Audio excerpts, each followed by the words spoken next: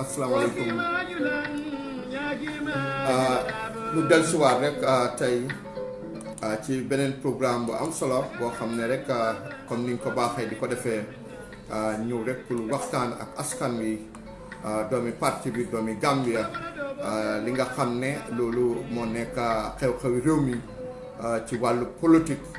ak ci fanna bi nga xamne non la réew mi di doxé mu nek lo xamne rek lu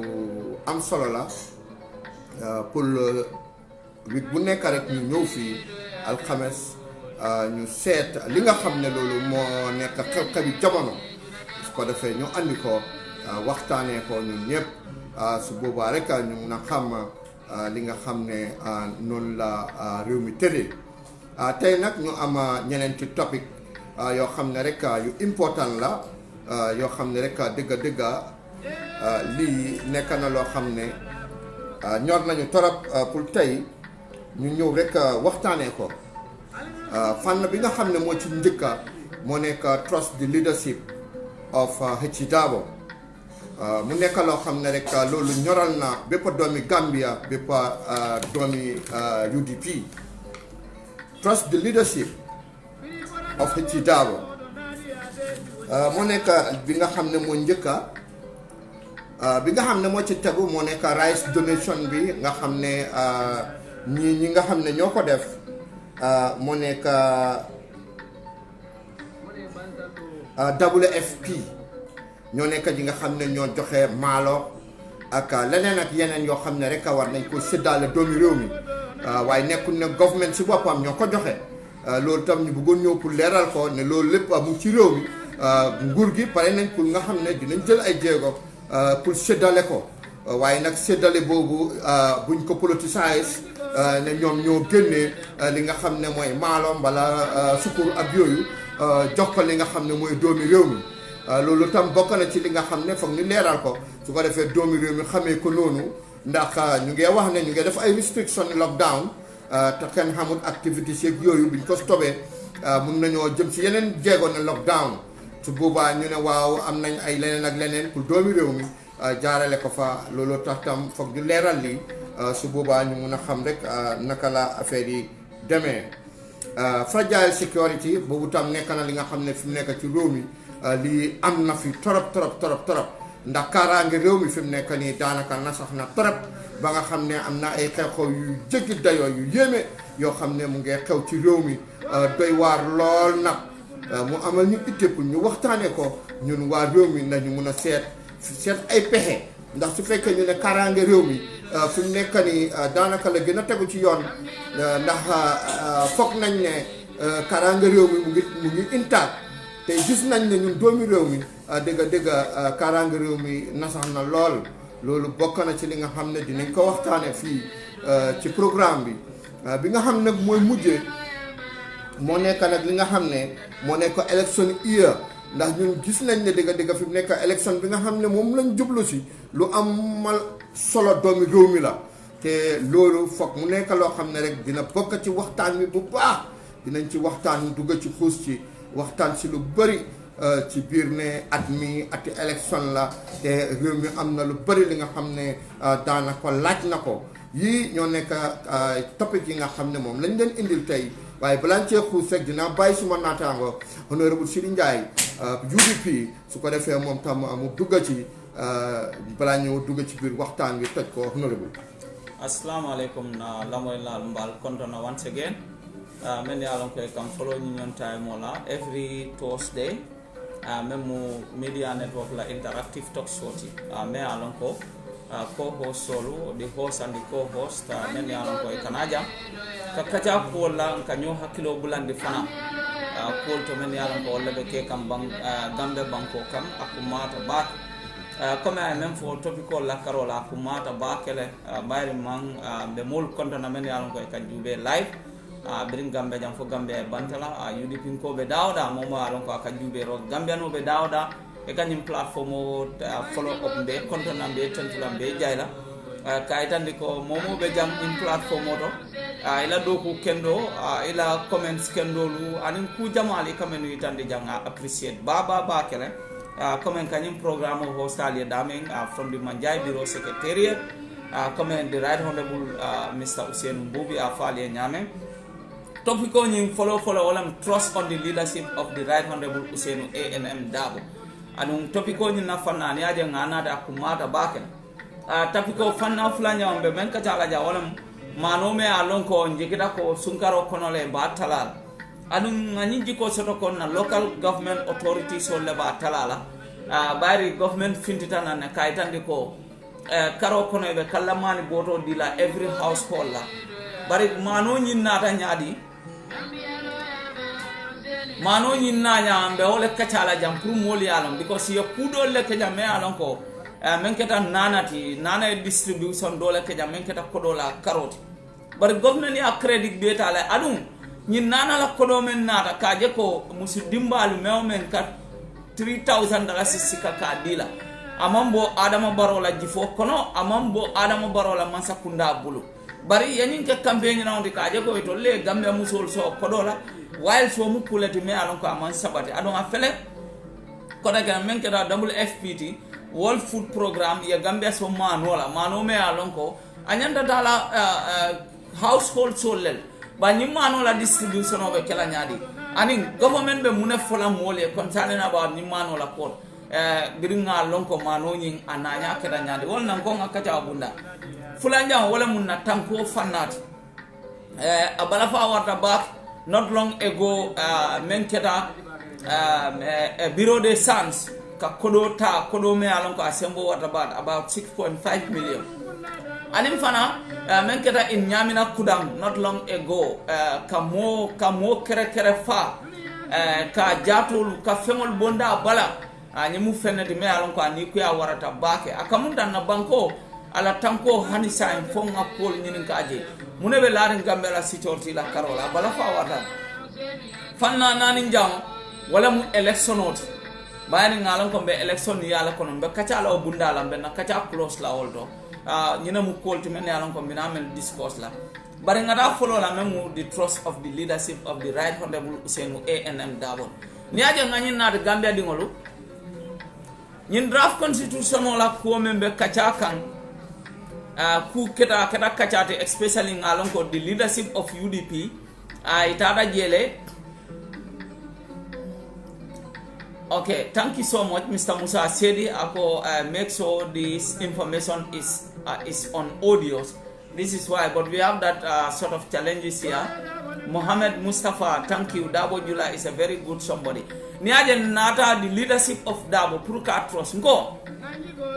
Dabo is a lawyer by profession. And me agree to all. Is the only lawyer me alonko ala profession attached to his name. Ikafai ko lawyer Dabo. Oto way lawyer nolde Gambia be kono anda malamu loyalty lawyer me alonko ala profession attached to his name and call him lawyer Dabo, lawyer Usainu Dabo. Ibuka kumandino ya toba ima lawyer Usainu Dabo, ima lawyer Laje. It's a lawyer by profession. Adunga kulonko is a constitutional lawyer. What a sign. Nkanyin men kata amune kumu wale mu constitutional la court. Anu UDP la leadership is the first leadership, the first political party. Men fintita kadia dibitauli ya Amerika itandi la ko. Alinyi new constitutional endorse. I pass to another level. Yinkama la Gambia dimol se opportunity soto to have a say because this is Gambian's constitution. It's people say mola kumaka on lebeje. Badunga makso bondi because we observe social distance. No problem about it. So that say nyomo nyame kachala bunda. constitution o ni molla miro moli e même fo bari consultation ol ketala birin Gambia jam fo Gambia e bantal Gambia no lafta ye mara nyame wo kuma kan Gambia dingol ye wala safe adu ngalon ko CRC timoni e la consultation e banko bele ben adu biri ye ni draft constitution o ni fana bondi moli e même fo wala beje fo te je ndara realize ko moli e menu be fo wala beje woto saying atara dibide bondo kaje ko ye opportunity ye blessings diala nyin kamala ta molu kam moli referendum o kala atutan dolle bul ndolle nyanta jela ko nyinam constitution o men nyanta marala o nyinam constitution o men man nyanta marala dibide ol ye wala kale dibide ol men ya lon ko ndolle karte o dite la to represent us to be the voice of the people wodi bite ol na kuma kan nga même fo constitution o nyinto kaje ko lafta kam mara nyame o dibite ol tata balanta wala but UDP la leadership being the first political party ka finti ka dibite ol ya mar ka itandi la ko nyimu mol la dia molet nyimu mol la kuma count Gambia di ngol lafte mara nyame wala be safari nyin kara dukare al blessings di nyin na bang ay tambi Gambia di ngol fangol ya decide no la min do wala referendum mod the leadership of the right honorable Ousainou ANM Dabo ayo kejan anu nindata archive collection sol no mbata rako ayo kele ay même for constitution on na karola senara ko this draft constitution doesn't favor United Democratic Party but it favors Gambia. It is a development improvement on lebeje me alonko all the constitutions that is established in this country ko new constitution ole bete ata will bet from the 1965 you come to the 1997 all the constitutions membe soto da nyim banko kan since independent up to date nyin draft constitutional developed will bet nyin draft constitutional yuruata will bet woton dol UDP be yurua kole noma wala asabu na party leader fintitana kadibitol kaitandi ko let them give blessings to this draft constitution isaja stand to another level me alonko we have a say to it we as Gambians the electorate kaje ko nganna na ngani momenti je kaje ko atutan to level fombe sonnala fonta sonnala obe determine no la dama wala mu referendum mode odo ngamira UDP la stance on the draft constitution is very clear. It is very clear and relevant to the Gambians. Saying, what else do you expect from the United Democratic Party? UDP la leadership dia muta menna, UDP dimoli la stance hitandi, UDP dibidoli la stance hitandi, ni draft constitutional la carol. What else? What else do you want us to say? Because nyanda memfola nga befol. So Lawyer Dabo being a professional lawyer, being the most qualified lawyer, one of the most, let me just say it in this way, one of the most qualified lawyer, one of the most qualified constitutional lawyer, kuome alonko abe kachala, bankola kitabo, bankola maral bulo obe kachala dame, ni Lawyer Dabo mamabe omu masi bolet. Wakaja kumandita daoda Gambia be marala nyame Gambia nyanta marala nyame kitabo me nyanta Gambia marala obe kachala daoda ni Lawyer Dabo mamabe oto omu masibolet Gambia dim omu masibolet ndol faun manya no miral bring our trust ngake the leader of the biggest political party in this country, that is United Democratic Party. Womu trust let na trust londo le kan na trust ala bunya na ala horomo kan na trust ala dignity kan na trust ala steadfastness nin kan na trust ala mune kan the sense of morality na trust fengo fe alon ko ni atra daji ko la karole moka haymano na trust wo kanne wo trust will be wala asabu na ke leader of the biggest political party in this country, which is United Democratic Party. Wodon nyanda trust la karo belela alan represent Kataje as on behalf of UDP to go and discuss this, especially a matter that you know that is definitely his area. Fanna me alon ko atela fanna le mu wole memu luat lua nyanta do kula nyame lua nyanta tamala nyame nin dabo mamabe o mo masi bolt oto dabo la mabe o Nigeria kachamen kata in draft constitution ola was very welcoming by Gambians and by the militants of the United Democratic Party. Wamu kule ti me alon ko nga sute nga bunya because latalal oto now lando ani wo trust nga jeko Dabo will never endorse anything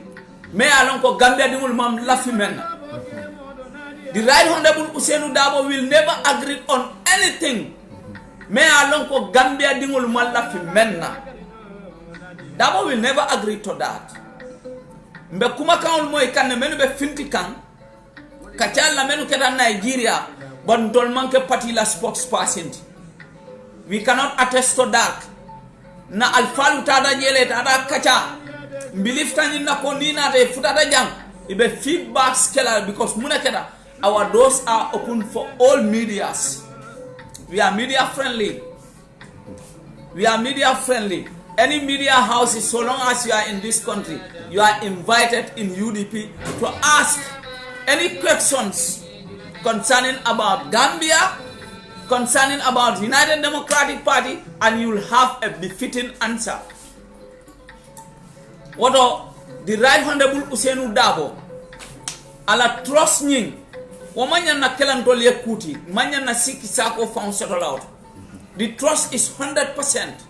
And what trust nying wala nyanta tarlambulu what trust nying wala jiko e leadership wala nim fengo fe yami rabi abe nyaton kayala je ngalonko the trust and the confidence me alonko ngawole diala wala ba kunto wala ba sambakan and what trust and confidence abe represent kawala oto ngalone ko that trust and confidence will remain and remain forever.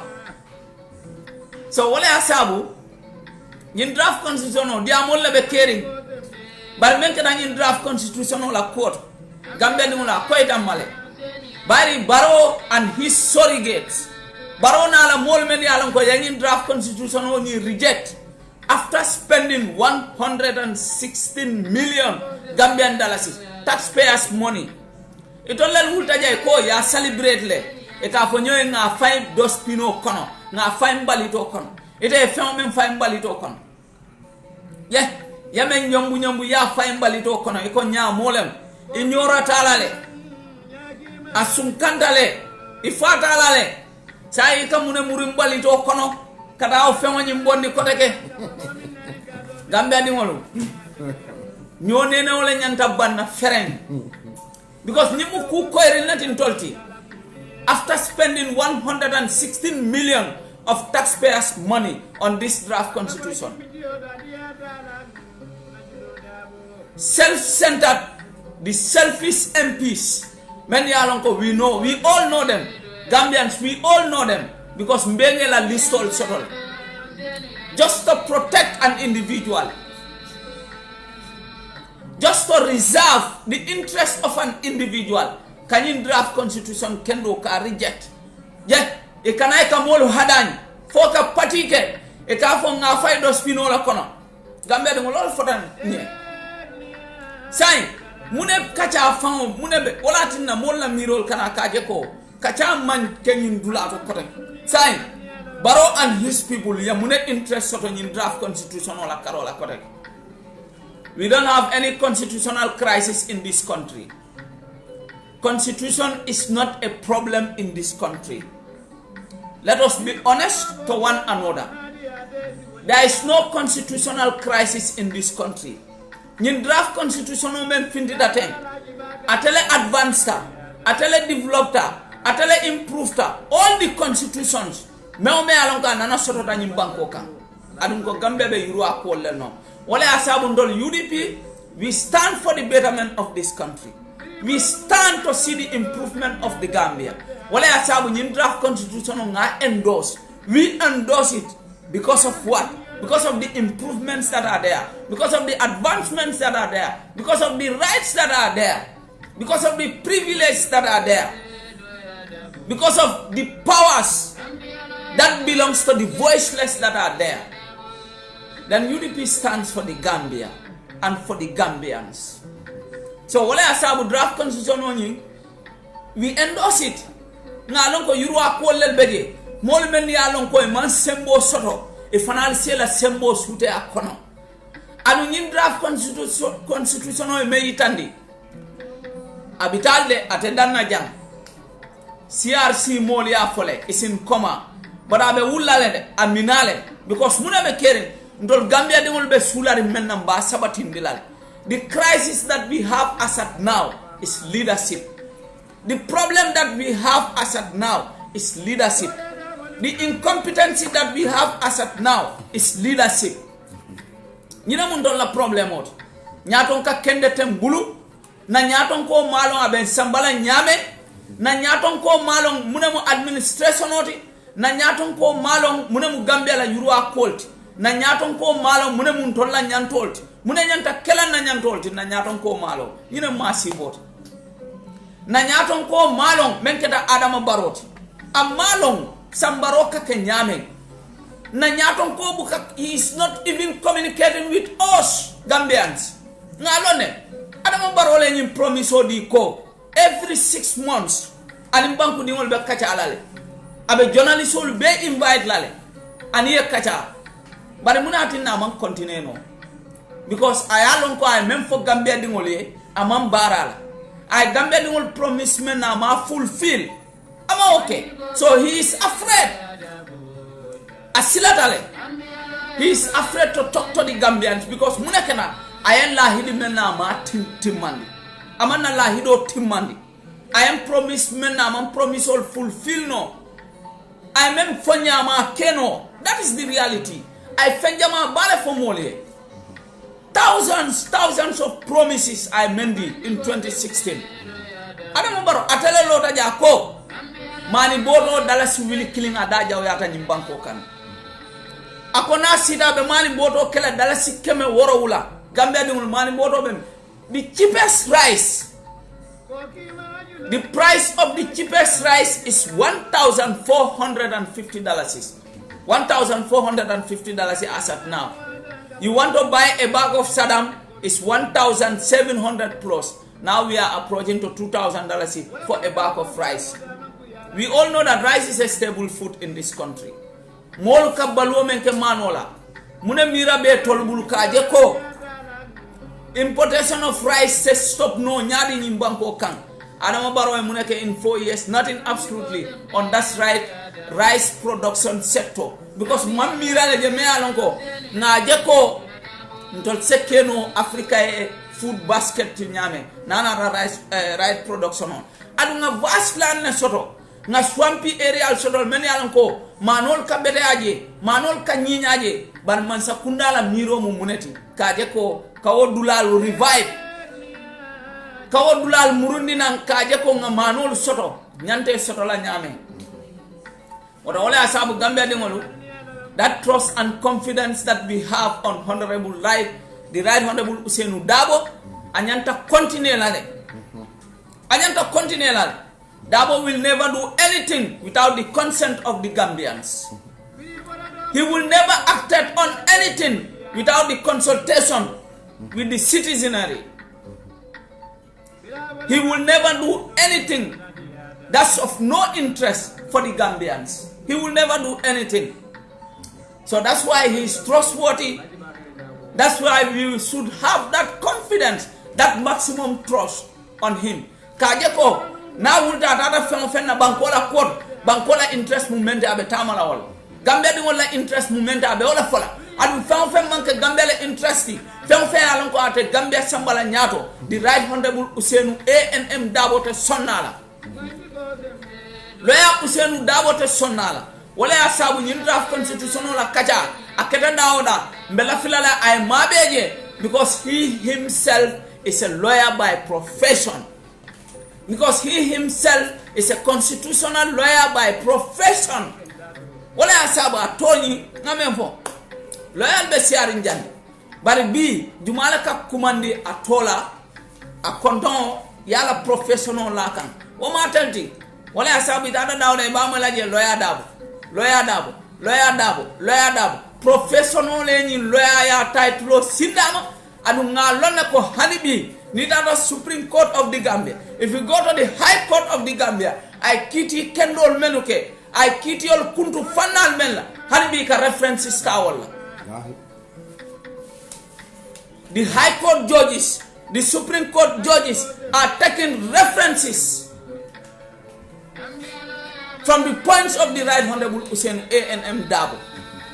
You know koti, you know tonyati. Odo UDP kolu nga leadership kendo la soto. Odo UDP kolu nga leadership nya kendo la soto. Gambia dingolu nga nyatonka kendo la soto. Nga nyatonko la soto me alonko ala lanno mota haimanola. Nga nyatonko la soto me alonko nyanta trust la 100%. Nga nyatonko la soto me alonko abe femo fen kela abe gala banko la interest let.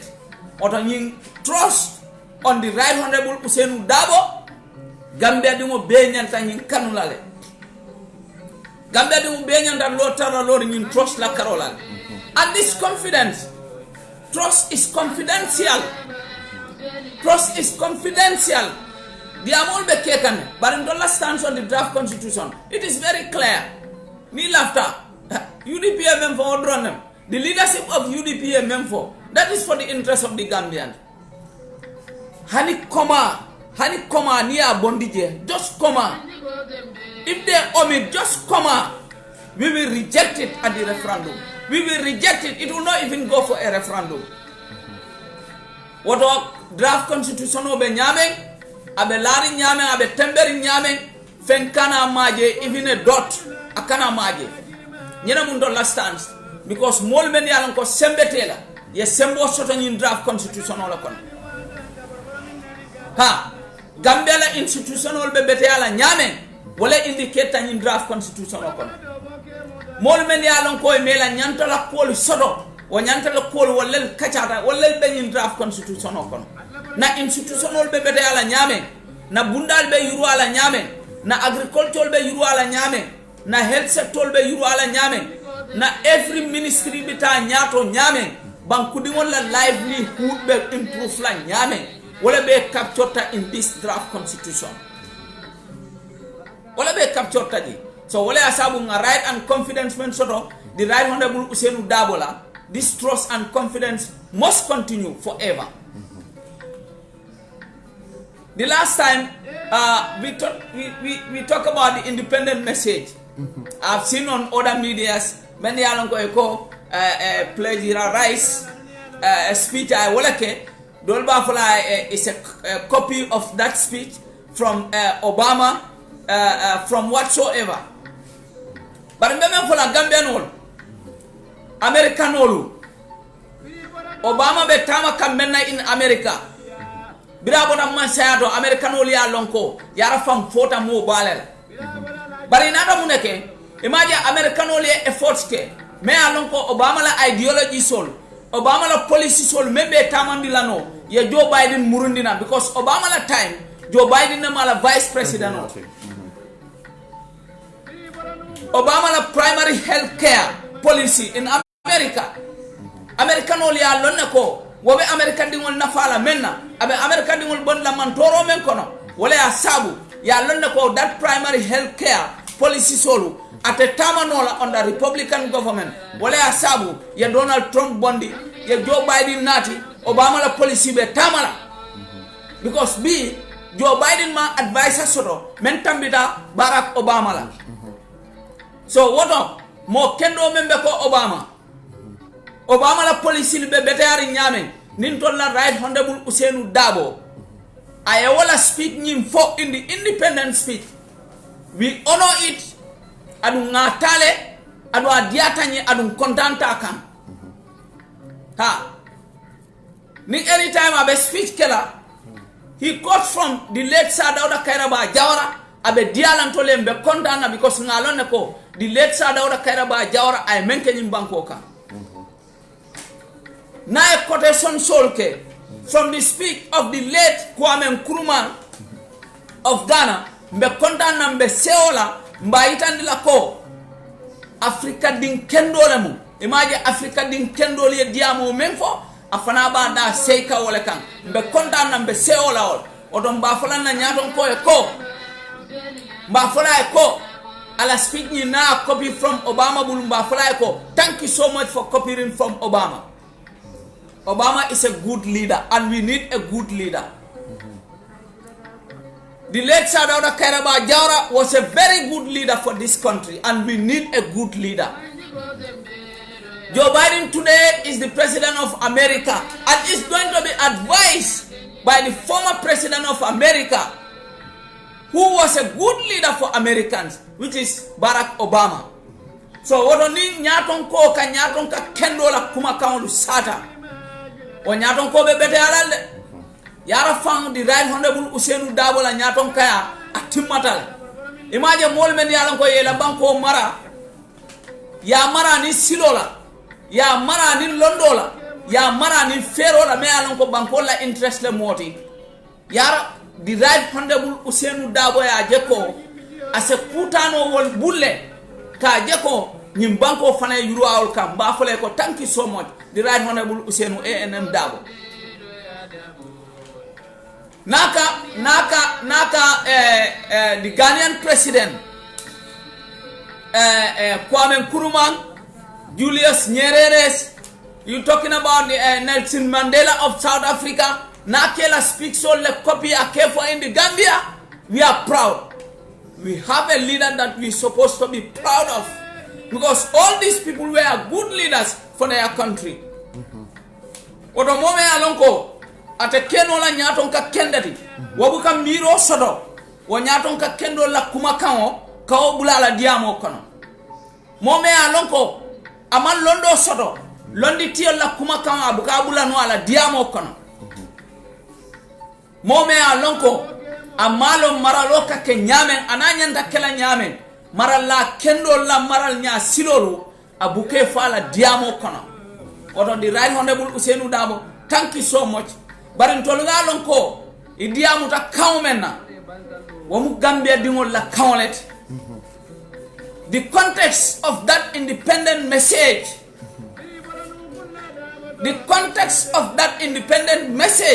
na lonako, wala mu Gambia no la Kuma County, wala mu Gambia tifana, adu wale Gambia la yitandi, adu wale yitandi ko Gambia be nyadi lem. That sense of unity that you deliver in that speech. So what up? Nanyaton kola trust nesning, mba fola lenta abano la fola, wala yasab, we will always be proud of him. And we will always be proud of him. Because ngalo neko, that trust and confidence nga mesota la karola, abe otamandi lale, for adanta dame. So otamandi ronya abe continue lale, adu inshallah ngalonko nyaton ko wo bembule Gambia no ngalonko nga mole soto meala senyim banko marano ani londola nga mole soto meala senyim banko marano ani hakilola nga mole soto meala senyim banko marano ani tenko ni soneala ani fengo be la sabato la karol wala di right honorable Usenu ANM Dabo. Oto Gambia di ngolu nganyine soto fanna la me alongo kaitanda la trust la karola benen fanna bi ñew moy di WFP rice donation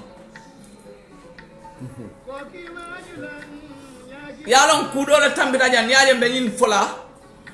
bayri nana mentana National Nutrition Agency di jërëjëf honorable wow thank you jërëjëf honorable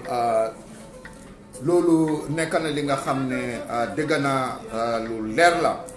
ndax bépp doomi Gambia rek gis na ne dëgg lawyer Usenu Dabo nekk na koo xam ne ci réew mi dañ ne bu nekkut ki nga xam ne moo nekk di first icon dina bokk ci ñi nga xam ne moo nekk icon yi nga xam ne réew mi ñoom lañ gën a jàkkaar fii ci réew mi ndax boo seetloo ci First Republic bi mu play ci very important role loolu rek war naa tax ba nga xam ne bi nga xamee ne ban nañ ci parti yi ñuy form beneen parti boo xam ne bugg nañ mu taxawal réew mi dañ ko uti waaw uti ko ne ko dañ bugg nga jiite parti bi pour mun a make sure rek ne réew mi dinañ ko ba yóbbu ci yeneen jéego bon loolu óolute gu rëy la boo xam ne réew mi am nañ ko ci moom óolute bu rëy boobu noonu mu jël ko ngir bugg a doomi réew mi bugg a yóbbu réew mi moo tax ba nga xam ne loolu moo nekk liggéeyam ci UDP te lu nekk la daj ci loolu ñëpp xam nañ ne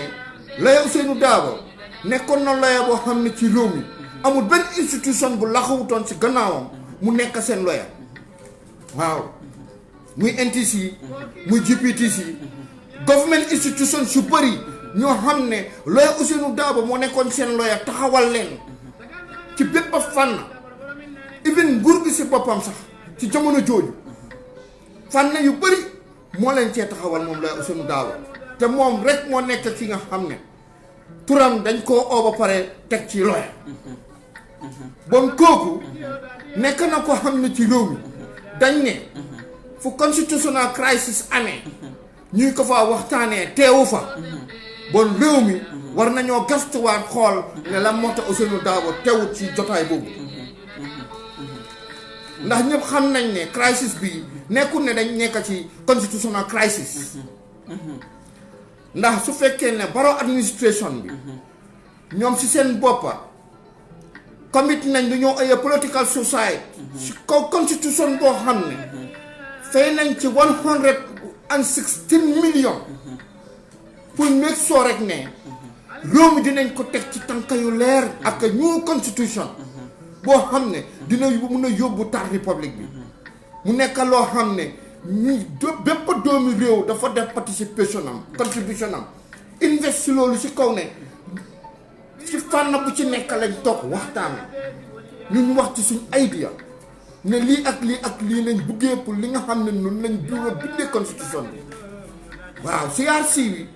ñu toog waxtaanee ko bindee ko ni nga xam ne noonu lañ ko buggee waaw ñu waraat delluwaat si nit ñi ne sa son ngeen ñu pour ñu binda nañ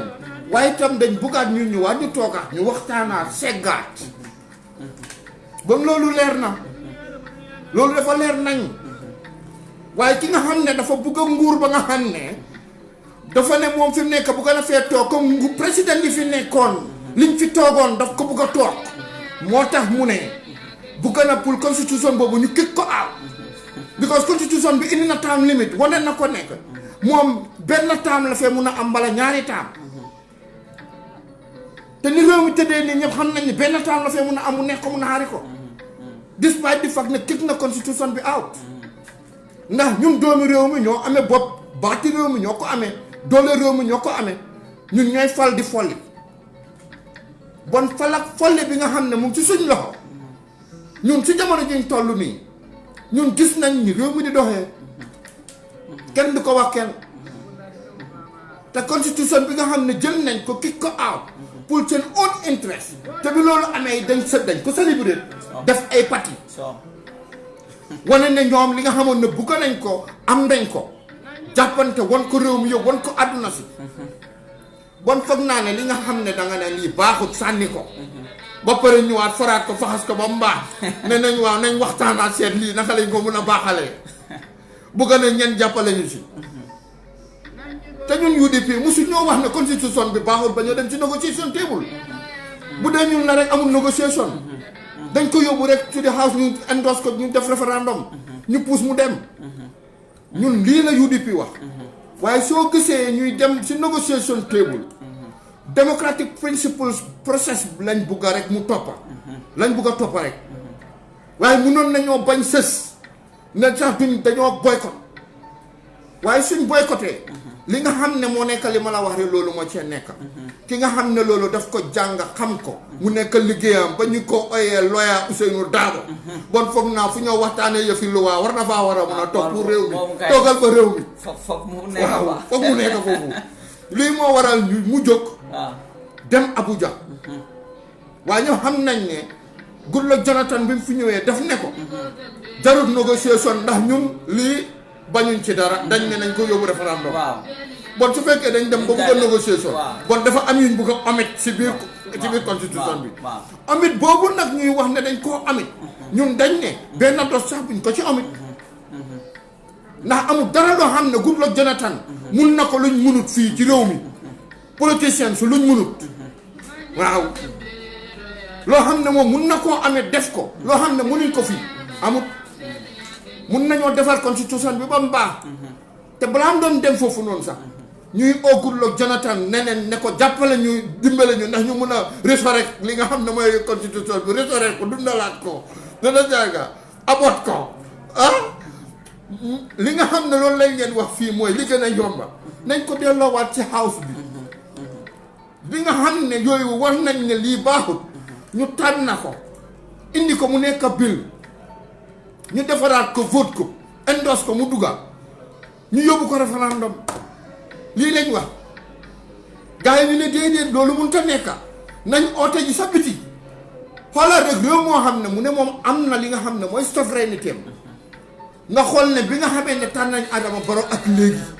mu toog ci réew mi ñeneenti at fi mu nekk nii ñu ngi ñëw ci juróomi at fi mu nekk nii si at mi nekk nii amul dara loo xam ne mu ngi dox si réew mi te beneen réew amul ci doole mu mel ni moom suñu réew mi moom munu ci dara waaye daf koy jël dénkaane ko beneen réew pour ñu moom réew yooyu ñu ko mun a doxalal dafa doy waar dafa doy waar économique baa ngi nii war a génn ci réew mi au pour économique bi génn yaa ngi dégg lépp loo xam ne rek luñ war a doxee si réew mi la dafa dem ci yeneen réew yi nga xam ne ñoo nekk suñ neighboring countries yi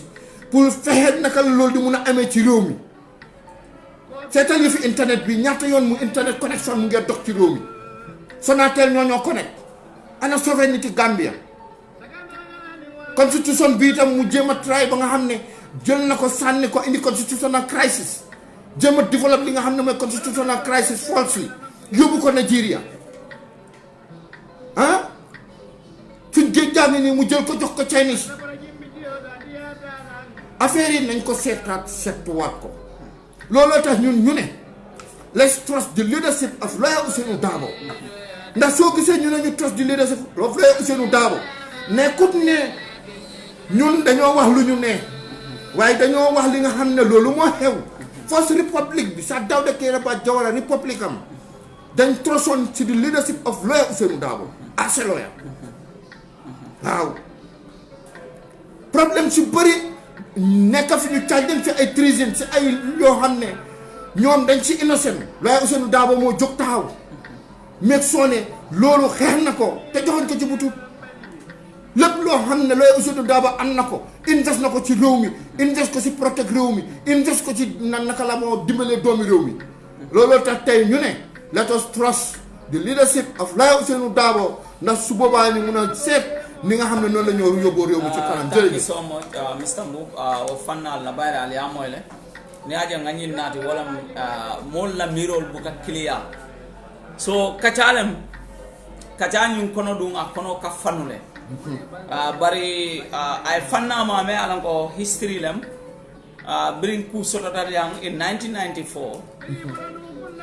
patiol banta yuri pila kata kol ketamen the first thing I mean for kiskisirol ketale mol yen nyola bundal konkon ne jumala ni si hañ kanyaton ka ke patio la baro tembola jamale ma hañde ne dol ni ngay ka fayna ko atalla limane atimatanti at that time things were so hard kolbe kolari so jarol ni kidol be bla beto e ko United Democratic Party formta but leadership ketanyadi mo me alon ko ateja mo la miro ya muta ko atele moti me alon ko men nyanta nyim patio nyaton kaya o men sa nyaton kaya no adu ada maman tarajang at that time bari mun ya sabo dol ma hani because of jawara la time o kono kol menu ketajang mol men ya alon ko they were powerless ayema ko ya lote mol men ya alon ko la tela symbol nakarla ayema ko ya lote at that time Saje human right lawyer ay ku jamal tamandi abe janga tejang abe bantala ka tombong ka je ko ni nyadon kaya atele bentaje bilana ra mun fenae e kayen jikitelale jiko jiki batelale lafta nyim parti yo ya nyaton ka même United Democratic Party bara mu ne foye akoy mbenyi jiko ma fala akoy ntal jam fala adun albe la frim menna Gambia albe wala sotola mbe kela londo le kan ha nanyin kala mbe kela nyinala mbe Gambia be fasala nyinala mbe tambila Gambia be nyato moro the right honorable Ousainou Darboe nta jonola na nyaton kobu nga bunya kon na nyaton kolem nga defend at all cost kaje kon na nyaton kolem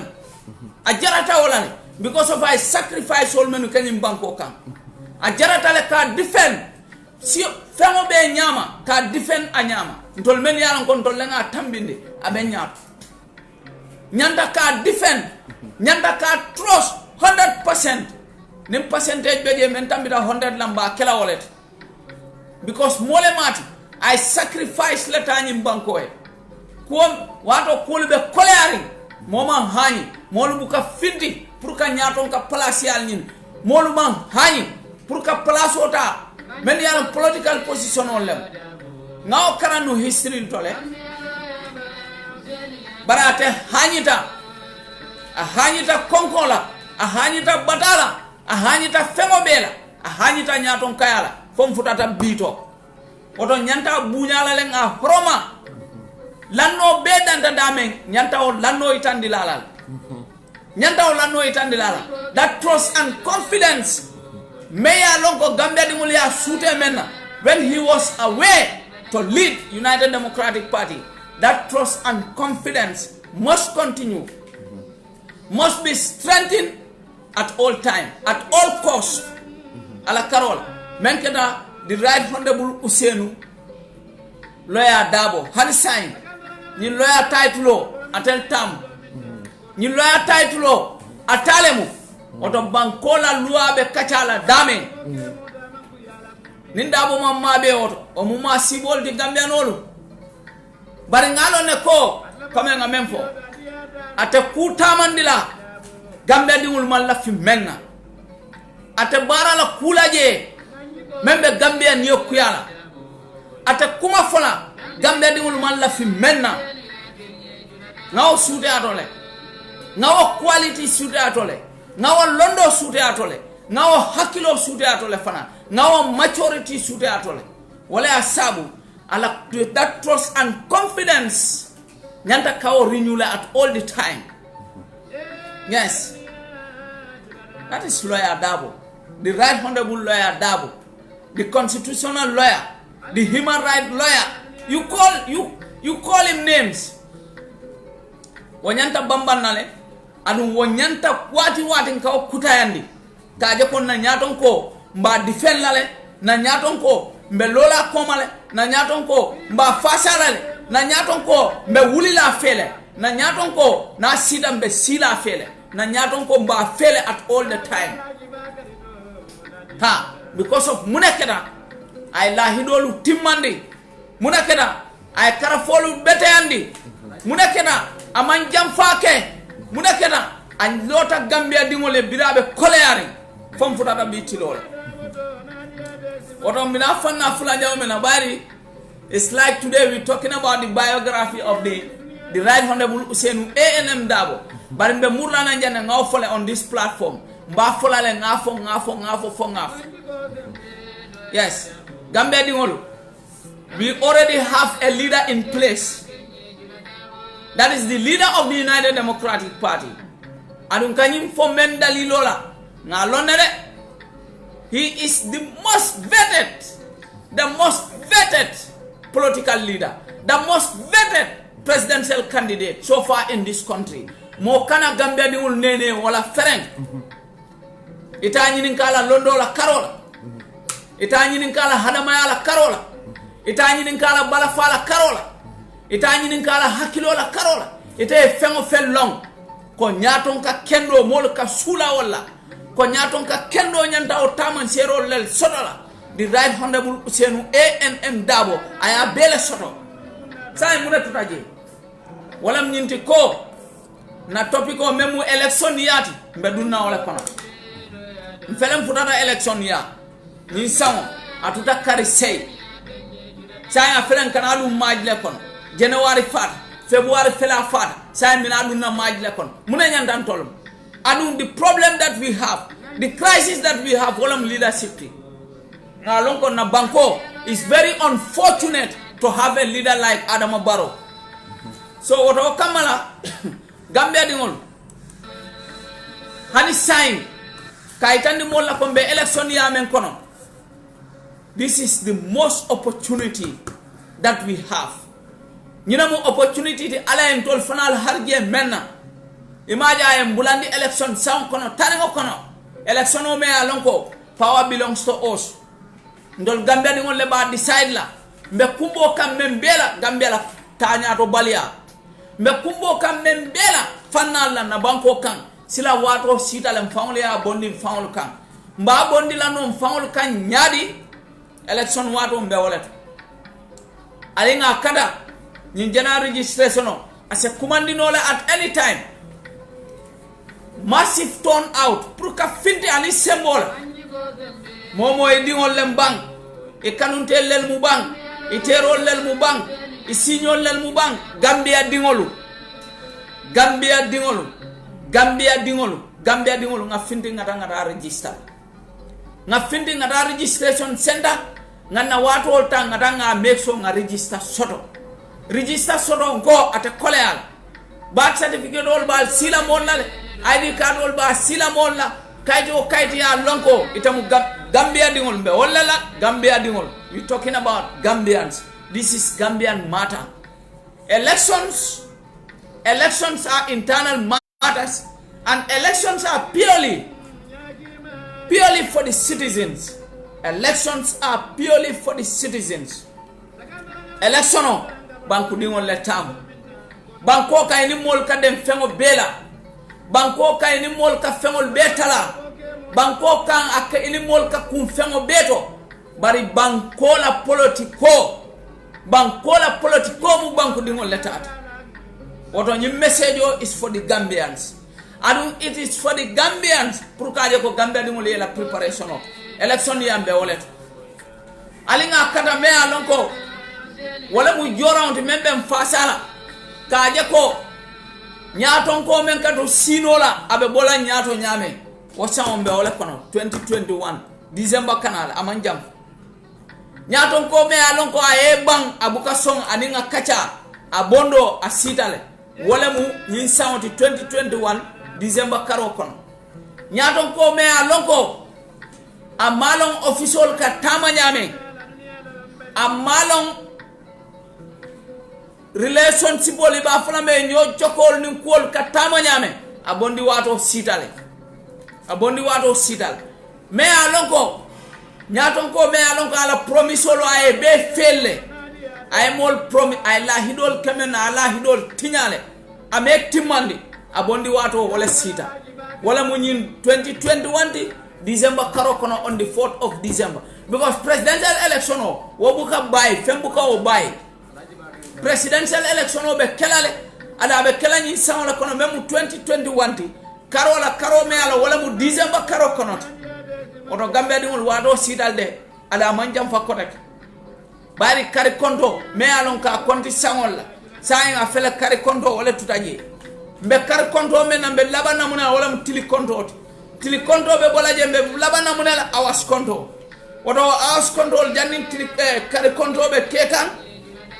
tili konto kana awas konto mina janni wol bebe sila be ngam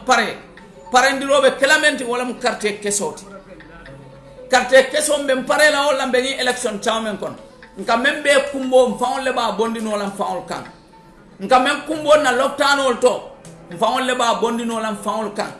nga mem kumbo agriculture la bundado mfaon le ba bondi no lam faol kan nka mem kumbo security la karola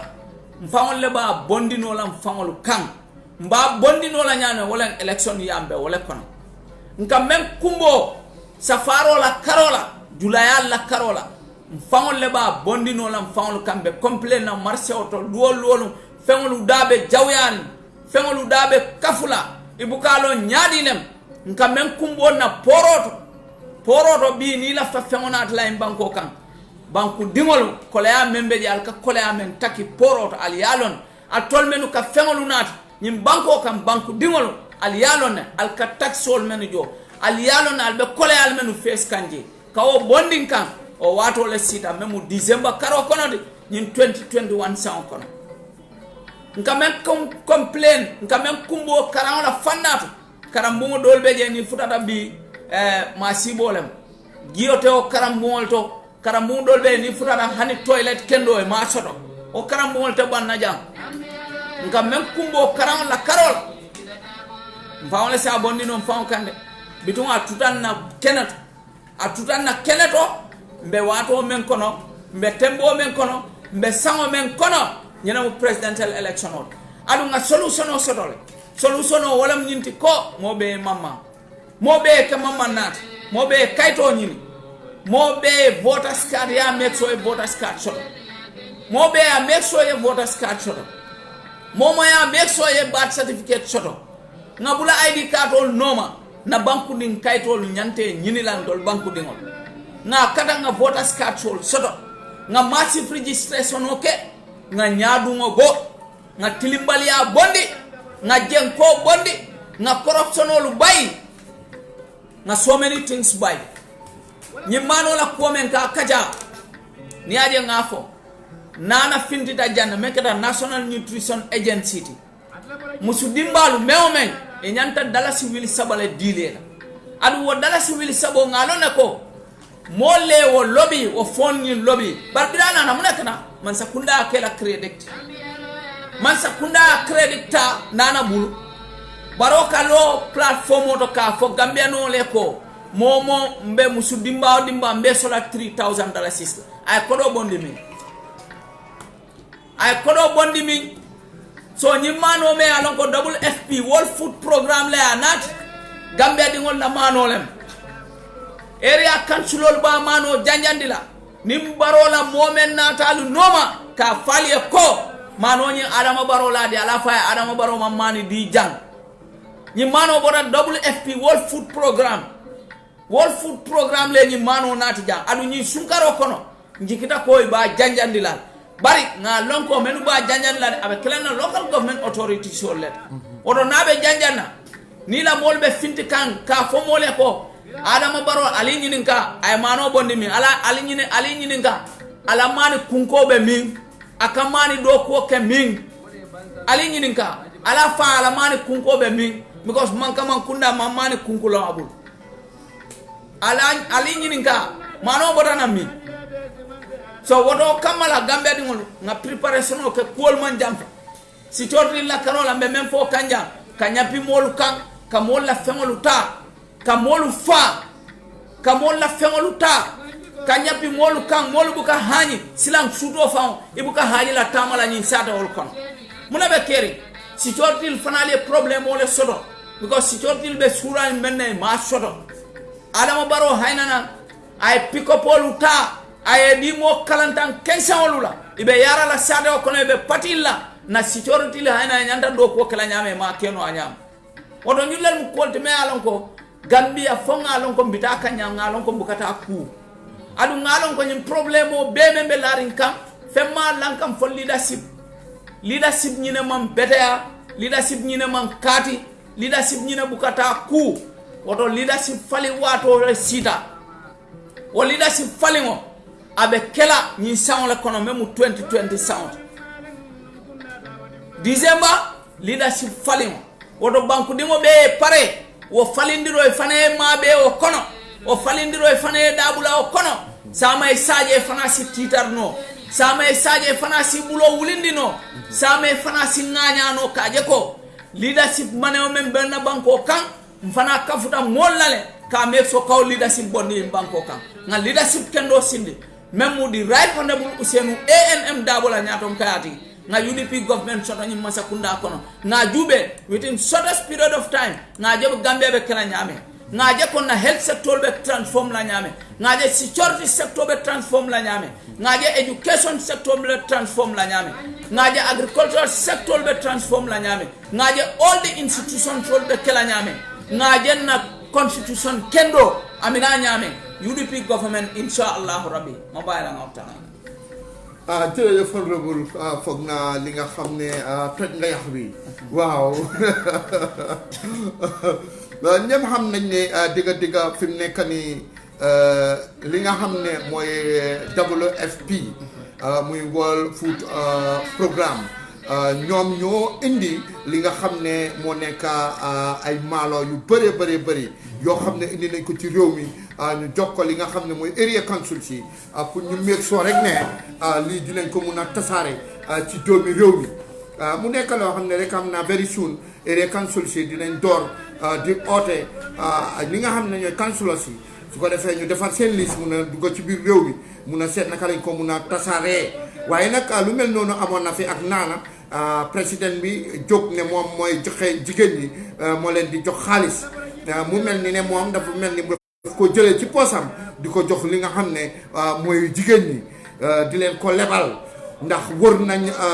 joxe ay jël ay liste waxtaan ak nit ñi ne président bi dafa joxe xaalis lépp rek pour nax leen pour seet naka lañ leen indee si seen parti bi muy politique of deception bi nga xam ne ñun ñëpp ñu ngi koo gis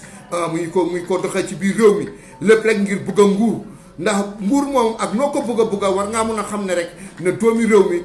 ñoom ñoo amee seen réew te réew mi ku leen neex loolu lañ koo jox te ñëpp xam nañ ne fi mu nekk nii ci jamono juñ toll nii ci élection iya lañ nekk looloo tax lépp loo xam ne rek politique bi ci bépp fànn boo xam ne rek mun nañ koo jalgatee rek ñu ngi koo def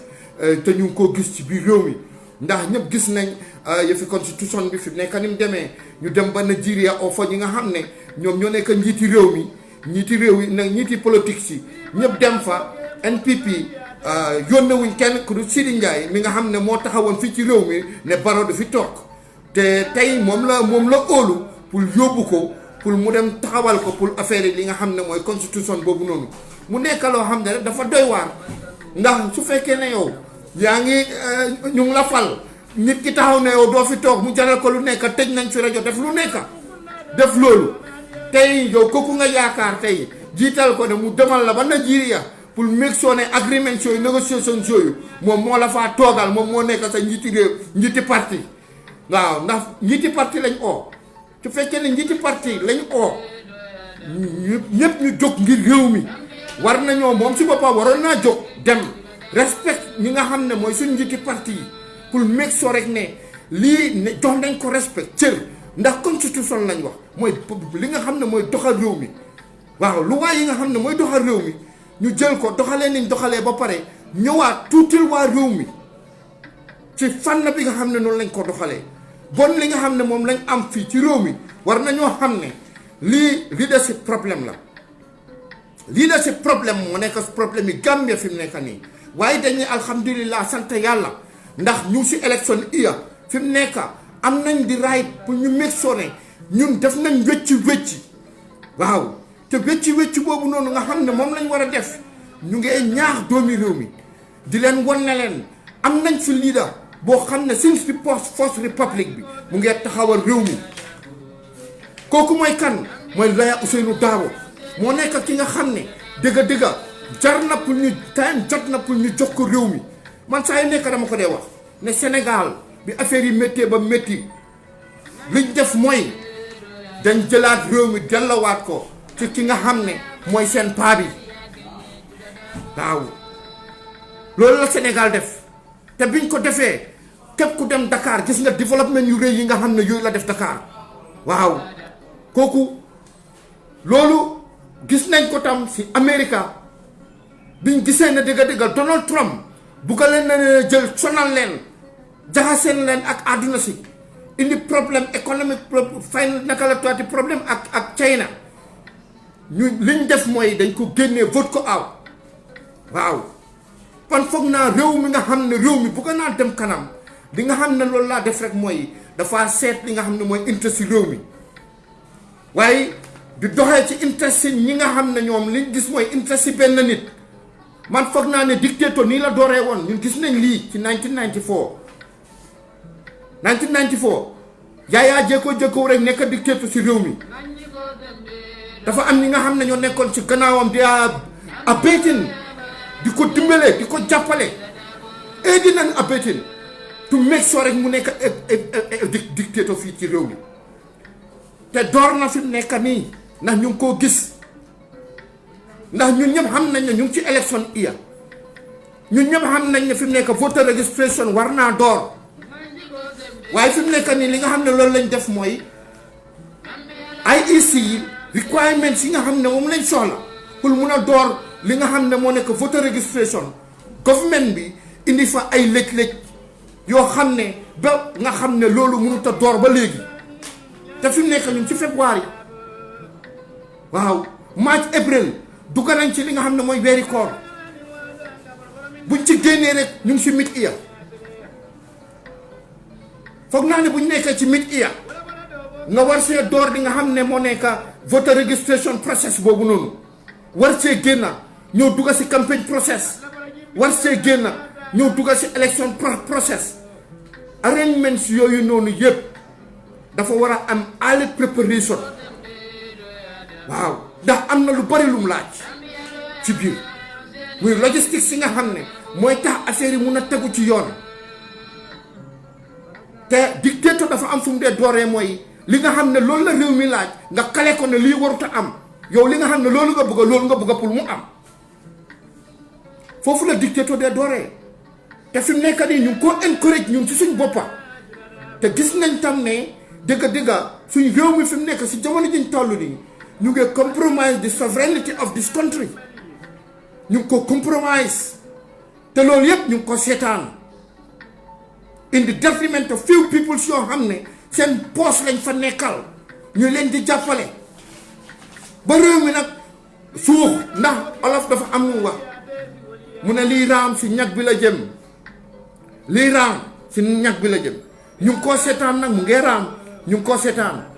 bu duggee si ñag bi nag ñu door nag di yuuxu nag fekk ñun ñoo ko def bon dañ na waxtu jot na ndax waxtu may nañu ko ndax jàppale na réew mi waaw ndax boo seetloo 2016 bi fi Yaya di jógee am na ci benn meeting boo xam ne taxaw ne yan na leen yàlla jàppale yéen doomi réew mi yan na yàlla jàppale Gambia te kàddu boobu soo ko seetloo réew mi saa yu nekk yàlla suñu borom dafay jàppale réew mi waaw ndax ñun gis nañ ne dëgga fi mu nekk nii NPP government li ñoo oyee misplaced priorities loolu mooy am saa yu nekk dañoo nekk di misplaced priorities yi nga xam ne ñoo nekk di interest of this country ñu nekk di ko fayantoo di ko defee ni leen neexee bon waa réew mi doomi réew mi loolu ñun ñoo ci war a mun a taxaw looloo tax ñu ngeen ñaax ñi nga xam ne ñoo dëkkee réew mi te nekk ay gan ndax gis nañ li nga xam ne loolu la gars yi di def fi mu nekk nii am na ci ñoom ñi nga xam ne seen liggéey mooy rek ñuy jël gan ñi seet naka la ñu leen utalee ay këyit am na ñu bari si ñoom ñoo xam ne man xam naa leen waaw am na ñu bari si ñoom ñoo xam ne dama leen xam seen liggéey mooy rek ñuy utal gan ñi këyit waaye ñu ngi leen di xaar ba ñu ko utal këyit de waaye ñu ngi leen di xaar si fi nga xam ne moo nekk voter registration centers yi fi ñoo demee pour register pour am voters card képp gan buñ fa fekka di nga dugal sa bopp problème boo xam ne di nga ci bugg a génn te doo xam ko la cee génne waaw ndax ñu ne ñu leen xamante nañ ci suñ dëkkuwaay yi fi ñu dëkkee xam nañ ñi nga xam ne gan lañ dañ ñëw xam nañ ñi nga xam ne ñoom ñoo juddu ak ñun waaw ñu juddu ak ñun xam nañ seen parents si xam leen bon su fekkee ne yow yaa ngi nekk koo xam ne gan nga ñu may la ci réew mi yaatal la ngay foraatu dëkka nice bon dañ ne taraanga boobu bul ko yàqal sa boppa jàppal ci taraanga bi jàppante waa réew mi fu élection jotee nga taxawee ne le ndax amut si benn réew ci àdduna si fuñ la ne fore na moom moo faa fal njiit doo fal njiit nag ci sa réew ñëw si suñ réew ne di fa fal njiit loolu duñ ko nangu tey duñ ko nangu suba waaw looloo tax ñu ne ñun ñu ngi xàmmee bu baax fi mu nekk nii am nañ team yi nga xam ne ñu ngi ci suuf di liggéey te ñu ngi ràññee ñi nga xam ne ñu ngi leen di utal kayit ñu ngi leen di xaar ci voter registration centers yi waaw lii ñu wax ko ci njëlbeen waaw ndax dañ ne wax sa njëlbeen mujj ga rafet na nit ki doo dëkkaa moom ba pare yaatal ko ba pare mu ñëw di la ñëw bugga laa yaaxal loolu duñ ko nangu tey duñ ko nangu suba yaa ngi dégg duñ ko nangu tey duñ ko nangu suba bon li nga xam ne mooy élection bii daf ñu jaral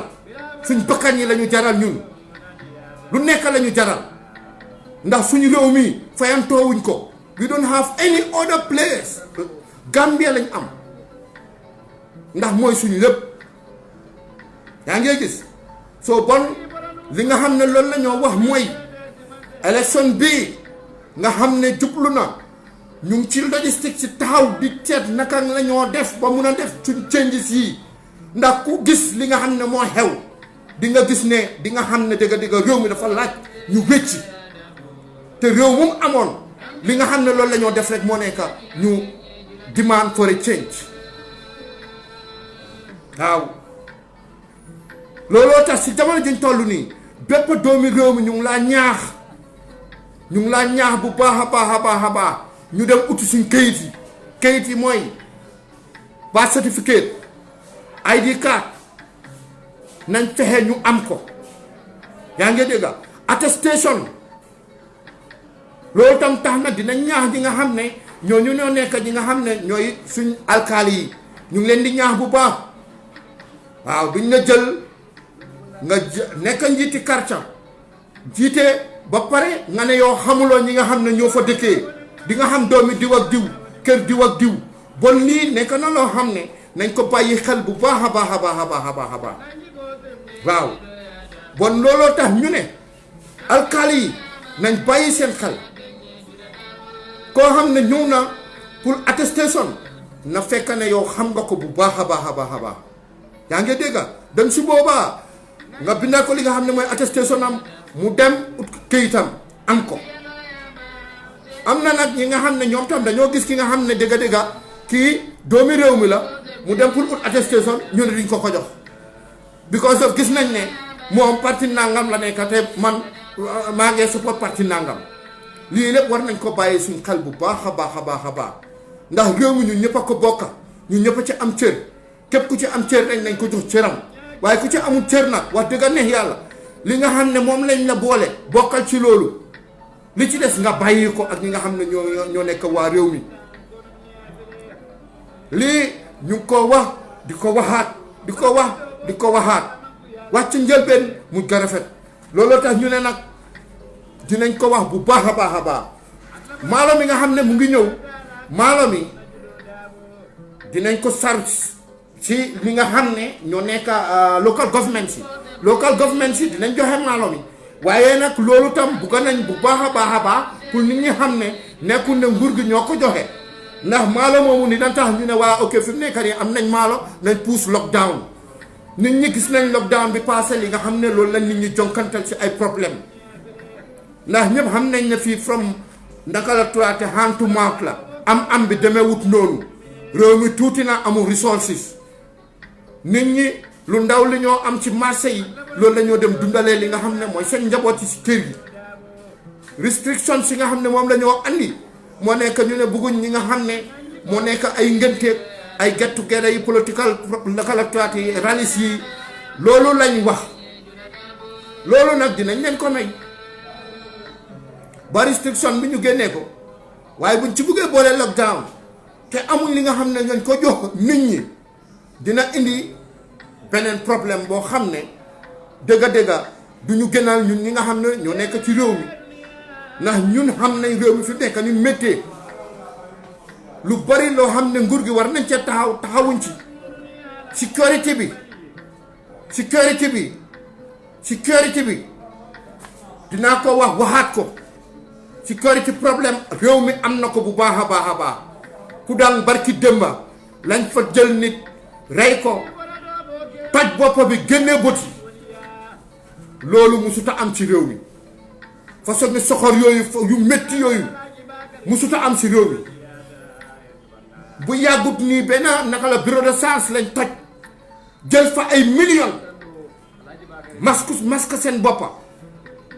toj bureau de change bi bëccëgi ndara kama lii musuta am ci réew mi ana sécurité réew mi lii moo tax ñu ne ñu soxla réforme lii moo tax ñu ne ñu soxla réforme waaye suñ ne réforme ñu foog ne dañoo dàqa nit ñi the pillars of government loolu kenn du ko tas soo déggee ñu ne réforme mooy dooleel dañ leen di dooleel ndax nguur gi waroon nañ leen na dooleel niñ doolee NPP jël ay moto jënd ko jox leen suñ ko joxoon ci sécurité secteur bi fu nekk ñu mun faa dem